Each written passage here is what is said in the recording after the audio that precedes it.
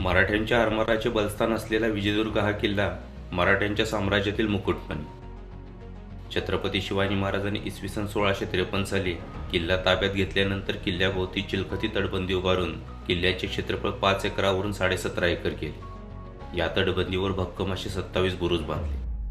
किल्ल्यात प्रवेशाचा मुख्य मार्ग जमिनीकडून असून त्याला पडकुट खुष्क असे नाव आहे. किल्ल्याच्या मुख्य तटबंदीपासून काही अंतरावर बांधलेली तटबंदी म्हणजे पडकुट खुष्क.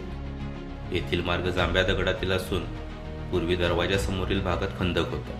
खंदकात समुद्राचे पाणी सोडले जाई व त्यावर लाकडी पूल होता. सायंकाळी हा पूल काढला की गावाशी संपर्क तुटला जातो. इथून पुढे गेल्यावर जिबीचा दरवाजा लागतो. जिबी म्हणजे किल्ल्याचा मुख्य दरवाजा आणि त्यापुढे बांधलेली संरक्षण तटबंदी यामधील परिसर. येथे संपूर्ण किल्ल्याचा नकाशा व माहितीचा फलक पाहायला मिळतो. या दरवाज्यातून आत आल्यानंतर किल्ल्याच्या 3 तटबंदी पाहायला मिळतात.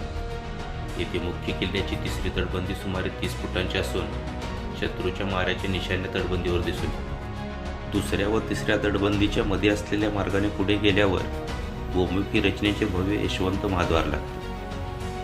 महादरवाजाची रचना अशा पद्धतीची आहे की त्यामुळे शत्रूच्या नजरेत तो येत नाही. मुख्य दरवाजाच्या आत लहान असा दिंडी दरवाजा आहे. दरवाजावर मोठमोठे खिळे असून महादरवाजावर नगारखाना आहे.